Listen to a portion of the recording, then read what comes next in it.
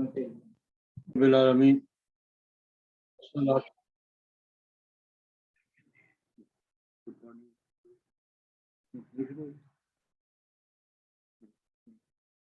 السلام علیکم ورحمۃ اللہ وبرکاتہ. الحمدللہ رب العالمین والصلاة والسلام علی سید المرسلین وعلی آلہ واصحابہ واتباعہ اجمعین، اما بعد. شریعہ اکیڈمی گجرانوالہ کے زیر اہتمام قانونی نظام اور نظام عدل سے کے تعارف کے حوالے سے منعقد ہونے والے اس کورس میں تمام شرکاء کو خوش آمدید کہتا ہوں. ماشاءاللہ بڑے اچھے طریقے سے آگاہی کے اس پروگرام میں ہمارے ساتھی دلچسپی لے رہے ہیں اور ہمارے رفیق محترم ڈاکٹر معظم محمود بھٹی صاحب بڑی محنت اور توجہ کے ساتھ اپنی معلومات اور اپنے تجربات سے شرکاء کورس کو آگاہ فرما رہے ہیں. میں اس کا خیر مقدم کرتے ہوئے اور خوش آمدید کہتے ہوئے اس حوالے سے 2-3 گزارشات حاضری کے لیے اور شرکت کے لیے عرض کرنا چاہوں گا.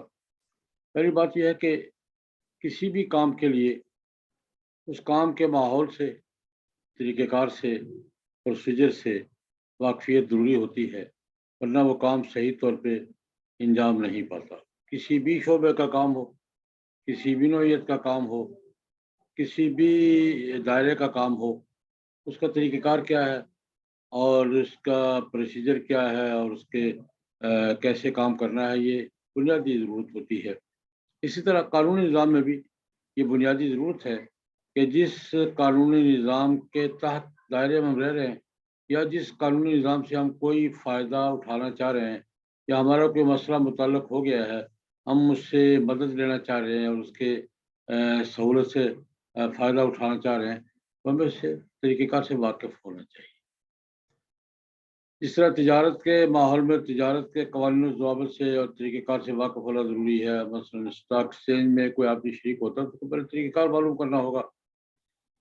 عدالت کا تعلق تو ہر آدمی سے ہوتا ہے، باقی شعبے تو محدود لوگوں تک محدود ہوتے ہیں، لیکن قانون، عدل، انصاف، داد رسی، داد طلبی، یہ تو ہر شہری کا مسئلہ ہے. اس لیے عمومی آگاہی کی ضرورت ہے اور بطور خاص تعلیم یافتہ حضرات اور دینی تعلیم یافتہ حضرات.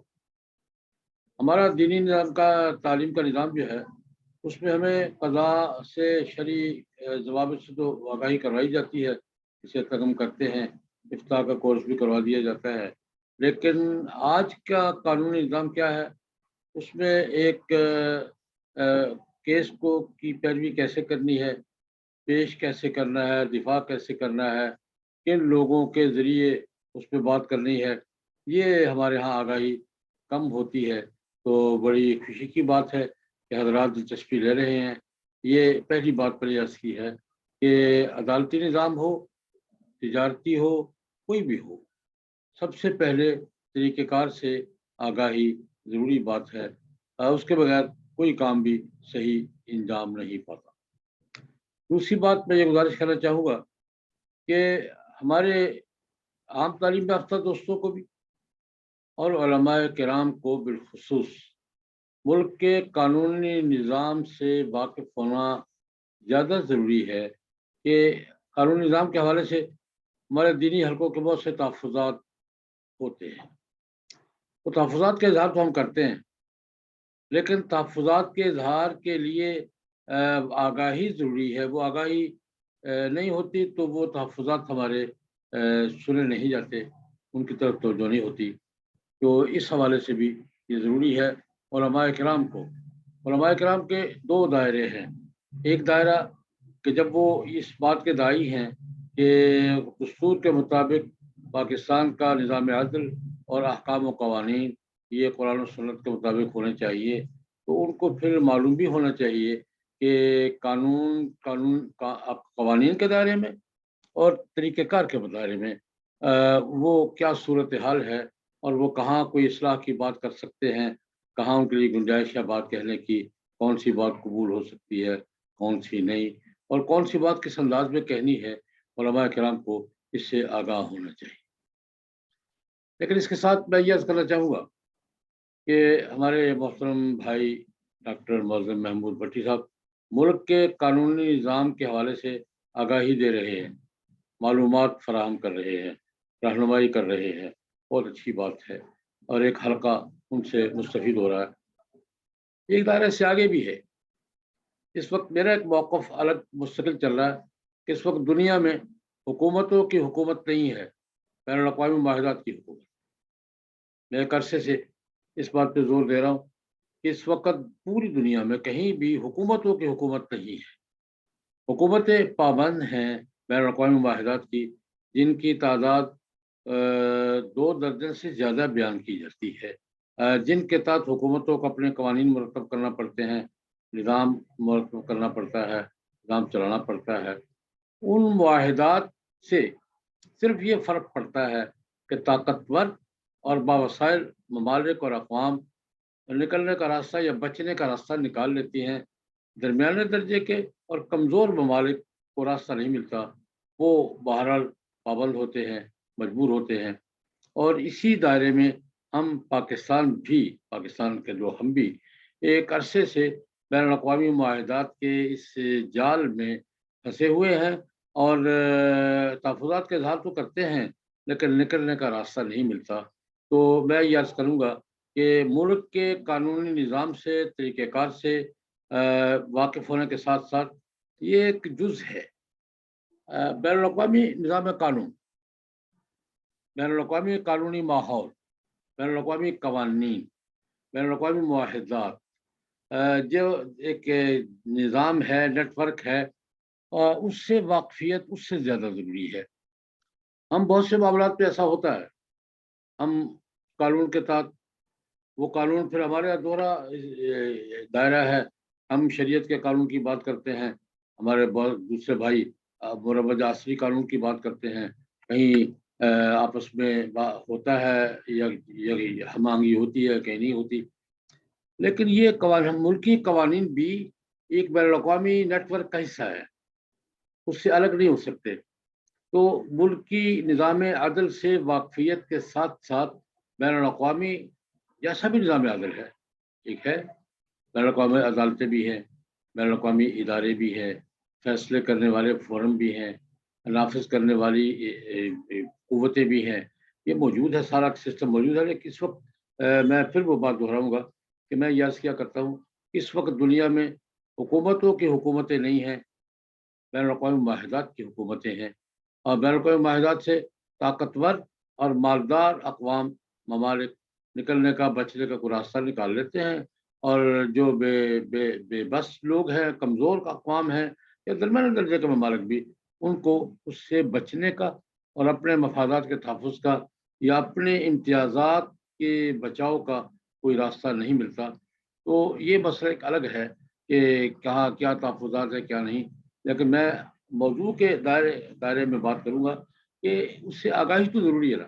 مثال کے طور پر سلامتی کونسل کے فیصلے نافذ ہوتے ہیں، فیصلہ کرنے کا طریقہ کار کیا ہے، فیصلہ کرنے کا طریقہ کار کیا ہے، وہاں کیسے، وہاں تک رسائی کیسے ہوتی ہے، وہاں کیس کی پیروی کیسے ہوتی ہے، اور اگر کوئی فیصلہ خلاف ہو جائے تو اپیل کے طریقہ کار کیا ہے، یا مثلا بین الاقوامی عدالت ہے، فیصلے کرتی ہے ملکوں کے خلاف، قوموں کے خلاف ہوتے ہیں فیصلے، بعض نافذ بھی ہو جاتے ہیں، بعض طاقتور قومیں بچ بھی جاتی ہیں۔ لیکن کم از کم ہمیں طریقہ کار تو معلوم ہونا چاہیے، بین الاقوامی عدالت کے کام کا طریقہ کار کیا ہے، وہاں کیسے درخواست جاتی ہے، کیسے پیروی کی جاتی ہے، کیسے فیصلہ کیا جاتا ہے، کیسے دفاع کیا جاتا ہے، کیسے راستے نکالے جاتے ہیں۔ یا میں ایک مثال دوں گا، اس وقت ہمارے 2 بڑے مسئلے پھنسے ہوئے ہیں۔ ایک مسئلہ بین الاقوامی ماحول میں، بین الاقوامی اداروں میں، بین الاقوامی فورمز پر ایک مسئلہ ناموس رسالت کے تحفظ کا بالکل پھنسا ہوا ہے۔ ایک سادہ سی بات میرے نزدیک تو یہ ہے کہ ہم بین الاقوامی ماحول سے مطالبہ کر رہے ہیں کہ انبیاء کرام علیہم الصلوات و تسلیمات کی توہین کو جرم تسلیم کیا جائے اور بین الاقوامی طور پر جرم قرار دیا جائے اور قابل سزا جرم قرار دیا جائے، ہمارا یہ مطالبہ ہے، اور یہ بات ہماری مانی نہیں جا رہی۔ اس کے برعکس بین الاقوامی معاہدات کی روح سے بہت سے بین الاقوامی ادارے ہم سے تقاضا کر رہے ہیں کہ آپ کے ملک میں جو توہین رسالت کو جرم قرار دیا گیا ہے اور اس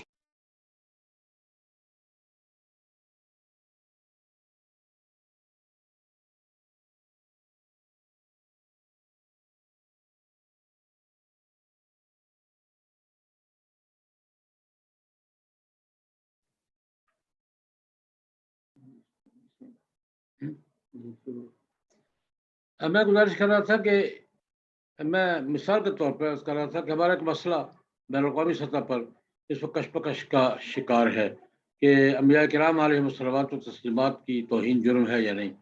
ہمارا بین الاقوامی اداروں سے، فورم سے اور اتھارٹیز سے مطالبہ ہے کہ اس کو جرم تسلیم کریں۔ اگر کسی ملک کے عام شہری کی توہین جرم ہے تو انبیاء کرام علیہ الصلوات و تسلیمات کی توہین بھی جرم ہے اور اس کو جرم تسلیم کیا جائے۔ ہمارا یہ مطالبہ یا تقاضا تسلیم کرنے کی بجائے ہم سے یہ تقاضا کیا جا رہا ہے کہ آپ کے جن ممالک میں بالخصوص پاکستان میں توہین رسالت کو جرم قرار دیا گیا ہے یہ قانون واپس لیا جائے۔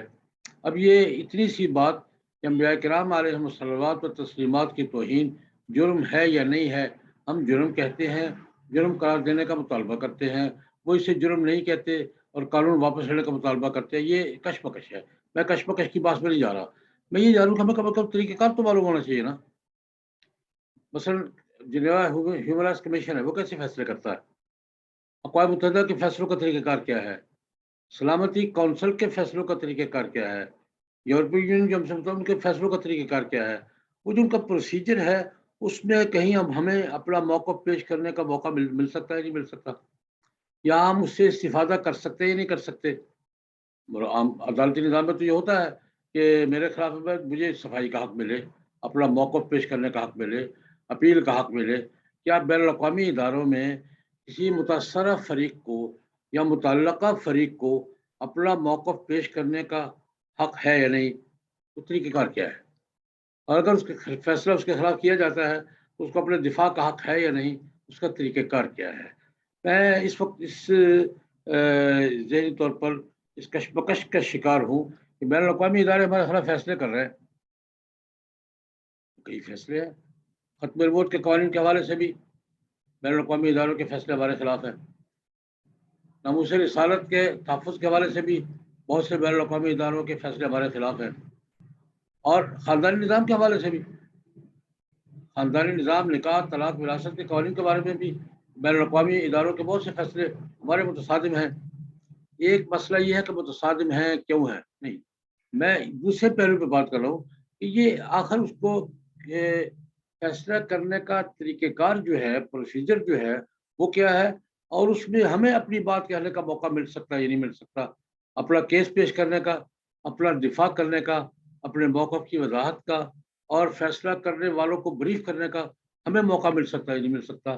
میں اس حوالے سے جو کورس چل رہا ہے ملک کی نظام عادل کے حوالے سے وہ ماشاءاللہ بہت اچھا ہے، لیکن میں چاہوں گا شریعہ اکیڈمی کے دوستوں سے میں نے کہا ہے اور متعلقہ احباب سے بھی چاہوں گا کہ ہمیں اس سے آگے بین الاقوامی اداروں کے کام کے طریقہ کار سے، پروسیجر سے واقف ہونا چاہیے اور ہمیں اس سے بھی آگاہی حاصل کرنی چاہیے تاکہ ہمارے جو تہذیبی مسائل، اعتقادی مسائل، دینی مسائل، ہمارے ملی مسائل اس وقت بین الاقوامی کشمکش میں موضوع بنے ہوئے ہیں، ہم ان میں اپنا موقف پیش کر سکیں، دفاع کر سکیں، اپنی بات کہہ سکیں اور بریف کر سکیں متعلقہ لوگوں کو۔ تو یہ آگاہی ہماری ضرورت ہے، ملی ضرورت ہے، دینی ضرورت ہے۔ میں اس کورس کے شرکاء کو اور شکریہ ادا کرتے ہوئے یہ چاہوں گا انشاءاللہ العزیز ہم اس کام کو مختلف دائروں تک پھیلائیں گے، جہاں جہاں ہمیں ضرورت محسوس ہوتی ہے کہ آگاہی کا کوئی نظم بننا چاہیے، انشاءاللہ العزیز ہم دیگر شعبوں میں بھی اس کی کوئی تنظیم کریں گے۔ اللہ پاک ہمیں سب کو اپنے دینی، ملی، قومی اور انسانی معاملات میں صحیح رخ پر کام کرنے کی توفیق عطا فرمائیں۔ اللہم صلی علی سیدنا محمد النبی الامی وآلہ وصحبہ وبارک وسلم۔ جی انشاءاللہ استاد جی نے جیسے فرمایا، میں نے شروع میں آپ کو بتایا تھا کہ اس کورس کا ایڈوانس لیول یعنی بین الاقوامی قانون اور عدالت کا، عدالتی نظام کا تعارف انشاءاللہ ہم اگلے کورس میں اس کو آفر کریں گے۔ اور اس کے ساتھ ساتھ ایک کورس IR انٹرنیشنل ریلیشننگ کا بھی ہے، تو اس کو بھی انشاءاللہ ہم آپ حضرات کے سامنے پیش کریں گے۔ تو یہ جن حضرات کے ہاتھ کھڑے ہیں تو میں مختصر سوالات کے لیے سب سے پہلے محمد عثمان صاحب، مائک اوپن کر لیں اپنا۔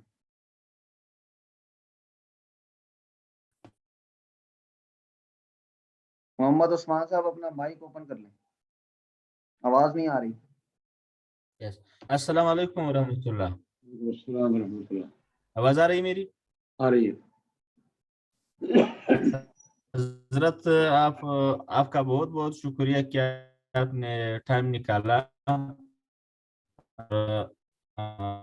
ویسے آپ تعلیم آپتے ہیں، بھی پڑھتے ہیں،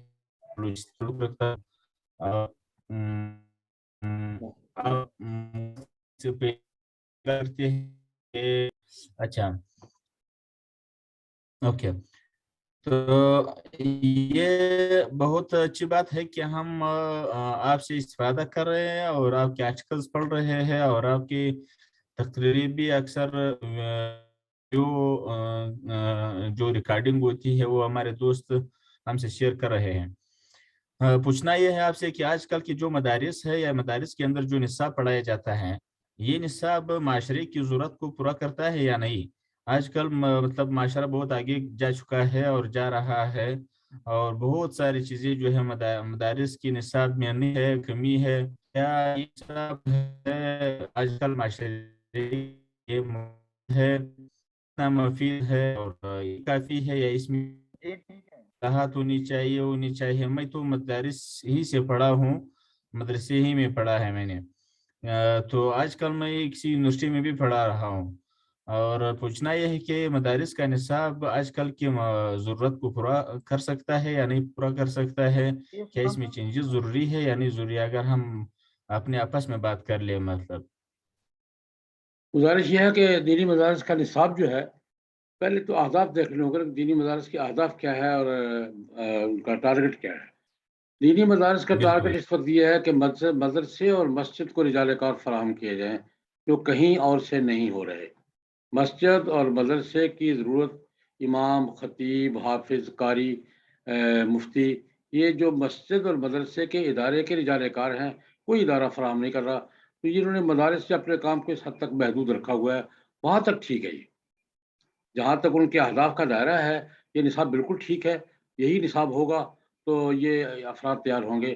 ہاں اتنی بات ہے، کیا مدارس کو اپنے اہداف پہ اضافہ کرنا چاہیے کہ مثلا سول سروس کو افراد مہیا کریں یا عدلیہ کو نظام افراد مہیا کریں؟ یہ ایک مسئلہ باس طلب ہے۔ کیا وہ ہماری ذمہ داری ہے، یا ہمارے دائرہ اختیار میں ہے، یا ہمارے پاس وسائل ہیں کہ ہم اپنے مقاصد سے ہٹ کر، اپنے اہداف سے ہٹ کر جدید ضرورتیں بھی پوری کر سکے؟ اگر پوری کر سکے تو بہت اچھی بات ہے، لیکن میرے خیال میں نہ ان کے بس میں ہے، نہ ان کے دائرہ اختیار میں ہے، نہ ان کے اہداف پہ ہے۔ دینی مدرسے کا ہدف مسجد اور مدرسے کے رجال کار فراہم کرنا ہے، اور میرے خیال میں اس کے لیے نصاب بھی ٹھیک ہے اور کام بھی ٹھیک ہے۔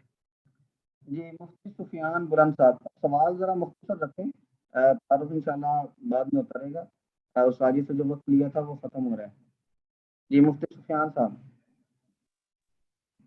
السلام علیکم ورحمۃ اللہ۔ وعلیکم السلام۔ حضرت آپ تو ہمارے استاد بھی ہیں، ہم نے آپ سے حجت اللہ البالغہ کا درس ماد الخلیل میں بھی لیا ہے، اور ویسے بھی جو ہے وہ آج سے تقریباً 18-20 سال پہلے آیا تھا تو حدیث کی اجازت ملی تھی، اللہ آپ کو جزائے خیر عطا فرمائے۔ میرا حضرت اس حوالے سے مجھے دو باتیں کہنی ہے۔ ایک تو یہ کہ شریع اکیڈمی کے تحت ہی اگر عدالتی نظام کا کوئی اس طرح ایک سالہ کورس ہو جائے، ہفتے میں ایک دن کلاس ہو، چونکہ ہم علماء ہیں اور دارالافتاء میں بیٹھنے والے اور دوسرے مشاغل میں، تو ہفتے میں ایک دن ہی اگر کوئی ترتیب ہو اور پورا سال چلے، تو یہ ہے کہ پورا عدالتی نظام جس میں نیچے سے لے کر عالمی سطح تک جو جو چیزیں ہیں تو وہ باقاعدہ پڑھا دی جائیں سبقاً، تو ایک گویا کہ تخصص کی کیفیت بھی بن جائے گی اور اس میں ہمیں فائدہ ہوگا۔ تو ایک تو گزارش یہ تھی، آپ اگر اس کی سرپرستی فرمائیں اور شریع اکیڈمی سے کروائیں اور صرف خاص اسی سے متعلق۔ اور دوسری بات حضرت یہ تھی کہ میرے ادارہ دارالریان کراچی آن لائن کی کئی اس وقت طالبات بھی، اور طالبات سے مراد ہے کہ معلمات ہیں، آپ کے لیے طالبات وہ موجود ہیں، انہوں نے آج کے شریک ہونے کی درخواست کی تھی، تو میں نے ان کو شرکت کی، اور میں نے کہا میں حضرت سے درخواست کروں گا کہ حضرت جو ہے وہ آپ لوگوں کو حدیث کی اجازت دے دیں. تو پہلے بھی کئی حضرات سے لی ہے، اگر آپ اجازت مرحمت فرمائیں تو ان کو خوشی ہو جائے گی. ساری فاضلات ہیں، دارالریان کراچی آن لائن کا جو ہے وہ تعارف کے سامنے ہے. تو یہ ایک دوسری درخواست. جہاں تک پہلی بات کا تعلق ہے، تجویز ہمارے ذہن میں بھی ہے. انشاءاللہ العزیز آپ کی تجویز بھی ہم نے شامل کر لی ہے. اس پر ہم کوئی ترتیب بنا رہے ہیں اور ضرورت بھی محسوس کر رہے ہیں، انشاءاللہ العزیز کریں گے. جہاں دوسری بات ہے، کسی وقت مناسب وقت طے کر کے میں یہ آپ کے حکم کی تعمیل بھی کر دوں گا انشاءاللہ العزیز. اس وقت نہیں، پھر کس وقت کوئی مناسب ترتیب طے کر کے آپ کے اس ارشاد پر عمل ہو جائے گا.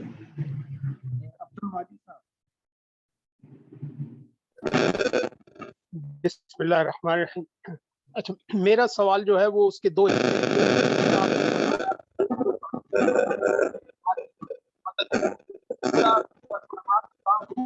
حکمت ہے، اور دوسرا آواز نہیں آ رہی تھرو سر. قانون، مطلب نا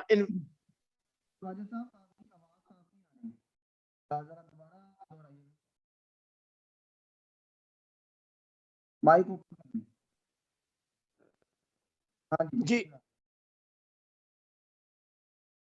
جی میں ذکر کر رہا تھا کہ حکمت دین علماء قانون، مطلب اس کا کوئی مطلب نہ انفرادی، تاکہ لوگ اگر عدالتوں میں دیکھیں آئلی قوانین، وراثت کے قوانین، اور یہ مطلب نہ لوگوں کو دین کے حوالے سے اس کی گائیڈنس نہیں ہے، مطلب نہ لوگ نہیں جانتے کہ دین ہمیں اس طرح ان قوانین میں کیسے گائیڈ کرتا ہے. تو کوئی ایسی مطلب نا سیٹ اپ ہو کہ جس میں بار کے ساتھ یا کوئی ایسا، تو مطلب نا وہ اگر آپ ڈیزائن کریں ایسا نظام کہ مطلب نا علماء جو ہے وہ بار میں مطلب نا لوگوں کو بھی مطلب نا ایکسیس ہو سکے. اور دوسری بات جو آپ نے کہی کہ بین الاقوامی جو قانونی گرفت ہے، یا کئی لوگ اسے نیو کلونیلزم کہتے ہیں، مطلب اس میں علماء کا یعنی کیا کردار ہے؟ اس میں علماء یعنی جو ہم بحیثیت مسلمان ایک قومی ڈپریشن کا شکار ہیں، جس میں مذہبی جذبات کی توہین، مذہبی شناخت کے بارے میں شکوک و شبہات، یا یہ یعنی مطلب نا اس میں علماء جو ہے وہ کس طرح مطلب نا وہ بہتری لا سکتے ہیں؟ گزارش ہے کہ اس میں بہتری سے سب سے پہلے تو یہی بات کر رہے ہیں کہ ہم آگاہ تو ہوں کہ ہو کیا رہا ہے، کیسے ہو رہا ہے. یہ اسی طرف پیش رفت ہے ہماری. انشاءاللہ آہستہ آہستہ آگے بڑھیں گے. پہلا مرحلہ یہ ہے کہ یہ کیا ہو رہا ہے، کیسے ہو رہا ہے، اور اس سے ہم نے کیسے ڈیل کرنا ہے. پہلے ہم طریقہ کار سے آگاہی حاصل کریں تاکہ اس کے مطابق پھر ہم کو طے کر سکیں کہ کس مسئلے کو کیسے ڈیل کرنا ہے اور کیسے کسی مسئلے میں کردار ادا کرنا ہے. اچھا، ہمارے میں نے شروع میں آپ کو تعارف کروایا تھا کہ جو ہمارے شارٹ کورسز ہیں اس میں 3 کورس ہم اگلے مہینے انشاءاللہ آفر کریں گے. ایک آئلی قوانین جو اسلام کے شرعی احکامات ہیں خاندان کے حوالے سے، نکاح و طلاق کے مسائل اس کا، اور وراثت کے مسائل کا اسی طرح 2 ہفتے کا کورس ہوگا، اور عبادات کا جو نظام ہے ہمارا اس کا 1 ماہ کا کورس ہوگا انشاءاللہ. تو اس سے بھی 2 سے استفادہ کر سکتے. اچھا، مدثر حسیب صاحب، آخری سوال ہے مدثر حسیب صاحب. جی السلام علیکم استاد جی. السلام. سر میرا ایک چھوٹا سا سوال، جی سر اس میں میرا ایک چھوٹا سا سوال ہے کہ یہ جتنی بھی عالمی عدالتیں اور عالمی ادارے ہیں، ظاہر ہے یہ کسی نہ کسی سیاسی حکومت کے انڈر ہی کام کر رہے ہیں، اور سیاسی حکومتیں ہی ان کو چلا رہی ہیں. تو ہمارا جو ایکچولی پرابلم جو مجھے لگتا ہے کہ کیا ایسا نہیں ہے کہ ہماری سیاسی حکومتیں ہی چونکہ کاپی پیسٹ ہیں، کاپی کر کے انہوں نے ڈیموکریسی اور یہ جو ہے وہ ہمارا مطلب سیاسی عام ہی ہے، جس کی وجہ سے ہماری آواز جو ہے وہ بلند اگر ہو بھی، اس کے لیے سیاسی عمل کے لیے کیا کچھ ہمارا عملی ترتیب یا کوئی تنظیم ہو سکتی ہے؟ یہ بھی سوچ کا اور عمل کا ایک دائرہ ہے. اس پر بھی بات ہونی چاہیے. میں اس حق میں ہوں، اس پہ بات ہونی چاہیے کہ سیاسی عوامل کیا ہیں اور اس کے سیاسی نتائج کیا ہیں. ہم نے سیاسی عوامل سے کیسے نمٹنا ہے، یہ بھی ایک بحث کا موضوع ہے. इंशाअल्लाह अज़ीज़ इसको भी हम अपने कोर्स पे शामिल करेंगे। हाँ, ये जो इस कोर्स के बाद फ़ौरन हम कोर्स लॉन्च करेंगे, वो पाकिस्तान के सियासी निज़ाम का तारुफ का है। वो तकरीबन फाइनल हो चुका है, तो उसका इश्तिहार 2-4 दिन में इंशाल्लाह हम सोशल मीडिया पे भेज देंगे इंशाल्लाह। जी, आप हज़रात का बहुत-बहुत शुक्रिया। अल्लाह ताला जज़ाए खैर दे। उस्ताद जी का भी बहुत-बहुत शुक्रिया, वो तशरीफ़ लाए। तो इंशाल्लाह कल क्लास में बाकायदा डॉक्टर मुअज़्ज़म महमूद भट्टी साहब की जो क्लास है उसमें मुलाकात होगी इंशाल्लाह। जज़ाकल्लाह खैर। अस्सलामु अलैकुम।